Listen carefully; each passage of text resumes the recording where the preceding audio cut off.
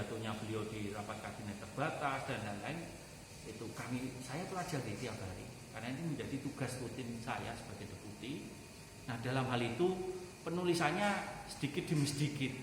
Makanya di sini tadi ada menanyakan 580 lembar. Itu karena penulisannya bukan dalam seminggu, 2 minggu atau sebulan, tapi penulisannya dalam jangka waktu 5 tahun tersebut. Dalam jurnal kemudian saya kemudian rangkai kembali menjadi buku dari awal sampai akhir. Di dalam buku itu ada Bapak menceritakan bahwa ada literatur tertentu yang Bapak temui sosok-sosok terdekat beliau. Nah, itu menemui itu apakah sosok-sosok terdekat beliau di pemerintahan atau dari masa kecil beliau?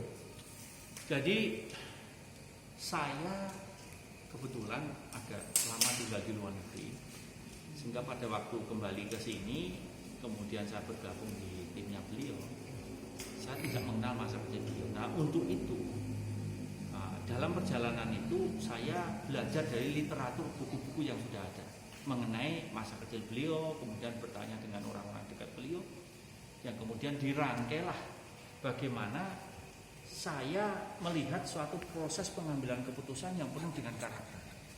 Nah, dari sini kita mendalami dari mana karakter ini berasal. Tentu saja semua di sini punya karakter, itu terbangun dalam suatu perjalanan hidup.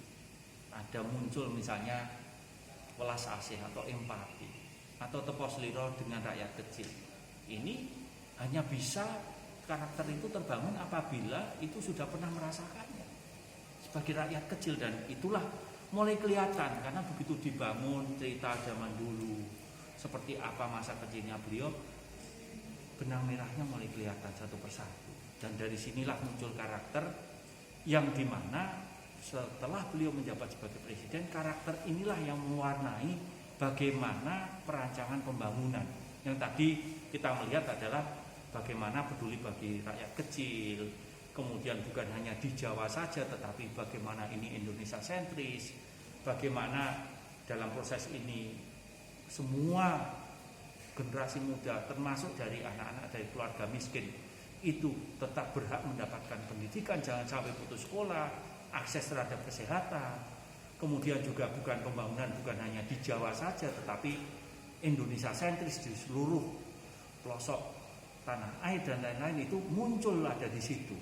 Dan inilah yang kemudian yang membedakan buku ini dengan yang lain adalah ini buku teknokratik mengenai pembangunan, iya, tetapi ini adalah buku biografi yang bagaimana mengupas karakternya itu juga iya, dan ini dalam satu buku, makanya bukunya agak tebal, 580 lembar.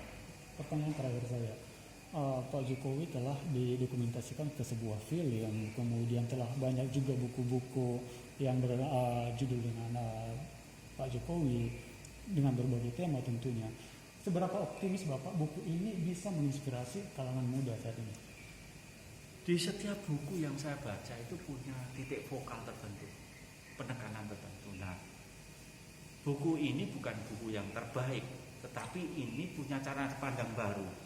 Karena saya melihat bahwa belum ada buku yang mengupas teknokratik secara mendalam, tetapi banyak sekali buku mengupas karakter secara mendalam. Jadi buku biografinya beliau sudah banyak, ada sekitar 70-80. Nah, jadi buku ini approach-nya adalah bagaimana pembangunan berjalan dan di belakangnya ada karakternya.